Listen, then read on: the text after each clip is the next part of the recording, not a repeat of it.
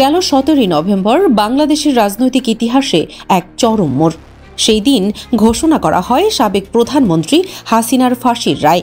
এই রায় শুধু অতীতের বিচার নয়, বরং দেশের সামনের রাজনৈতিক বাস্তবতাকেও পুনর্গঠন করছে। যে ট্রাইব্যুনালকে হাসিনা নিজ হাতে প্রতিষ্ঠা করেছিলেন, সেটাই আজ তার ভাগ্যের চূড়ান্ত সিদ্ধান্তে পৌঁছেছে। দীর্ঘদিন ক্ষমতার দৌড়ে যারা মানবতা বিরোধী কার্যকলাপ ও রাজনৈতিক অপব্যবহারে জড়িত ছিলেন, তারা এখন আইনের মুখোমুখি। দেশের রাজনৈতিক মঞ্চে এই রায়ের প্রভাব ইতোমধ্যেই ছড়িয়ে পড়েছে এবং সাধারণ মানুষ, রাজনৈতিক বিশ্লেষক এবং আন্তর্জাতিক সম্প্রদায় সবাই এখন এই রায়ের মাধ্যমে দেশের ভবিষ্যৎ নিয়ে ভাবছে। জুলাই আন্দোলন দেশের রাজনৈতিক প্রেক্ষাপটকে সম্পূর্ণভাবে পরিবর্তন করেছে। তীব্র গণঅভ্যুত্থানের জোয়ার, সারা দেশে অসংখ্য প্রতিবাদ এবং রাজনৈতিক অসন্তোষের ঢেউ সবকিছু মিলিয়ে হাসিনার ক্ষমতার ভিত্তি দানা দানা ভাবে ক্ষীণ হয়ে যাচ্ছে। আন্দোলনের পরেই দেশের রাজনৈতিক ও প্রশাসনিক কাঠামোতে তার নিয়ন্ত্রণ কমে এসেছে। সেনাবাহিনী ও সরকারি কর্মকর্তাদের তোয়াক্কা না করেই জনগণ সরাসরি প্রতিবাদে নেমে আসে। এই পরিস্থিতিতে হাসিনার হঠাৎ করেই ভারতে আশ্রয় নিতে বাধ্য হয়। জুলাই আন্দোলনের ফলে রাজনৈতিক দিক থেকে তার পতন তখন নিশ্চিত হয় এবং দেশের রাজনীতিতে নতুন একটি অধ্যায়ের সূচনা হয়। অবশেষে 24 জুলাই আগস্ট গণঅভ্যুত্থান দমনে সংঘটিত মানবতা বিরোধী অপরাধের মামলায় তৎকালীন প্রধানমন্ত্রী ও আওয়ামী লীগের সভাপতি শেখ হাসিনার প্রথম অভিযোগে আমৃত্যু কারাদণ্ড এবং দ্বিতীয় অভিযোগে ফাঁসির আদেশ দিয়েছেন আন্তর্জাতিক অপরাধ ট্রাইব্যুনাল। সেই সঙ্গে অপর দুই আসামি আসাদুজ্জামান কামালের মৃত্যুদণ্ড ও সাবেক আইজিপি চৌধুরী আবদুল্লাহ আল মামুনের 5 বছরের কারাদণ্ড দিয়েছেন ট্রাইব্যুনাল। গেল 17 নভেম্বর দুপুর 2টা 47 আন্তর্জাতিক অপরাধ ট্রাইব্যুনাল 1 এর বিচারপতি গোলাম মর্তুজা মজুমদারের নেতৃত্বাধীন 3 সদস্যের বেঞ্চ সেই রায় ঘোষণা করেন। রায়ের ঘোষণার সঙ্গে সঙ্গে সবচেয়ে ঝুঁকিতে পড়েছেন বিচারক গোলাম মর্তুজা। রাজনৈতিকভাবে সংবেদনশীল এই মামলার রায় দেওয়ার কারণে তিনি পরিণত হন এক কঠিন পরিস্থিতির মুখোমুখি। দেশীয় রাজনৈতিক শক্তি, আন্তর্জাতিক পর্যবেক্ষক এবং কৌশলগত মহল সবাই এখন তার পদক্ষেপের দিকে নজর রাখছে। সূত্র অনুযায়ী ভারতের কিছু প্রভাবশালী নীতি নির্ধারণী গোষ্ঠী তাকে কেন্দ্র করে গোপন পরিকল্পনা করেছে। বিচারক নিজেও বুঝতে পারছেন এই রায়ের ফলে তার নিরাপত্তার সবচেয়ে বড় প্রশ্ন হয়ে দাঁড়িয়েছে। এই পরিস্থিতি শুধু তার ব্যক্তিগত নিরাপত্তা নয়, পুরো বিচার ব্যবস্থার স্বচ্ছতা এবং দেশের ন্যায় বিচারের ভিত্তির মানকে চ্যালেঞ্জ করেছে। একই সাথে রায়ের দিনে প্রসিকিউটর অ্যাডভোকেট তাজুল ইসলাম এবং তার সহযোগীরা পড়েন এক বিরল ঝুঁকির মধ্যে। তাদের দায়িত্ব ছিল ন্যায় প্রতিষ্ঠা করা, কিন্তু এর ফলে ব্যক্তিগত নিরাপত্তা ও রাজনৈতিক চাপ সব মিলিয়ে তারা এক বিশাল বিপদের মুখোমুখি।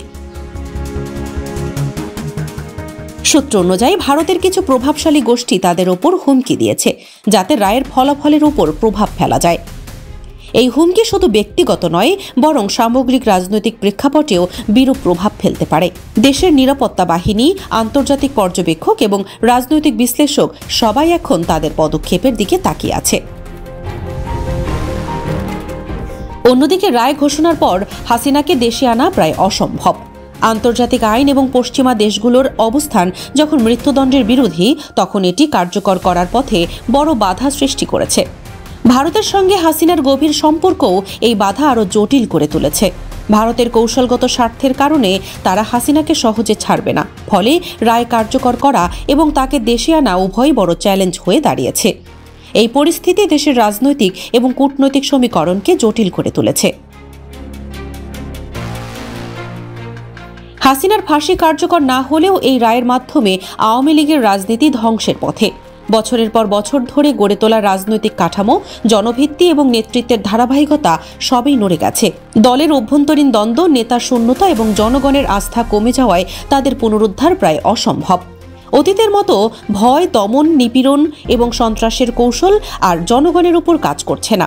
দলের একমাত্র সুযোগ ছিল মানুষের সহানুভূতিতে নতুন করে রাজনীতিতে ফেরার, কিন্তু সেটাও হারিয়েছে তারা। ফলে রাজনৈতিক শক্তি হিসেবে তাদের অবস্থান এখন একেবারে শূন্যের কোঠায়, নিষিদ্ধের কাতারে। এদিকে রায়ের পর পুরো দেশ এক অচেনা রাজনৈতিক অবস্থায় প্রবেশ করেছে। বিচারক, প্রসিকিউটর, সরকার এবং জনগণ সবাই অনিশ্চয়তার মধ্যে। আগামী দিনে রাজনৈতিক পরিস্থিতি কেমন হবে তা স্পষ্ট নয়। ভারতের অবস্থান, আন্তর্জাতিক চাপ, দেশীয় আইনশৃঙ্খলা এবং রাজনৈতিক শক্তির কৌশল অল কম্বাইন্ড। পুরো রাজনীতি এখন এক নতুন মোড়ে দাঁড়িয়েছে।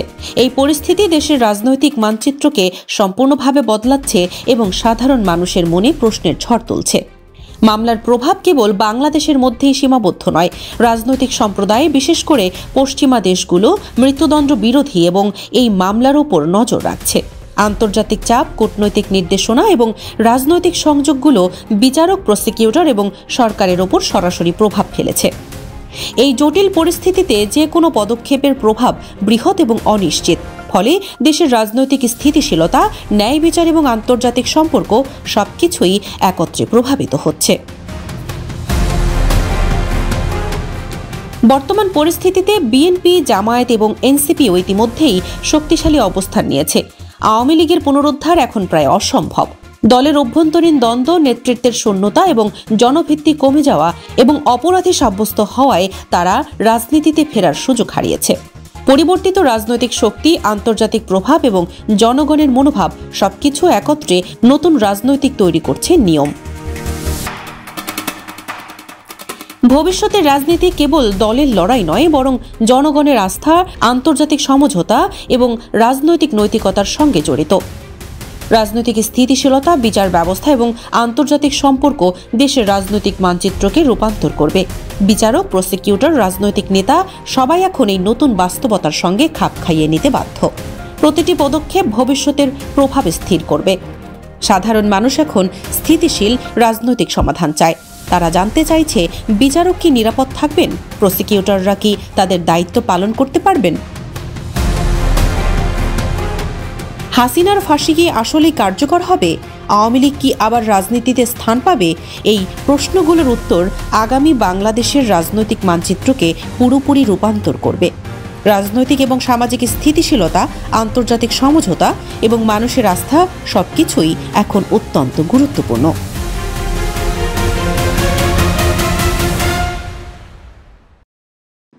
That is sentence of death. For all these 3 counts, we have decided to inflict her with only one sentence, that is sentence of death.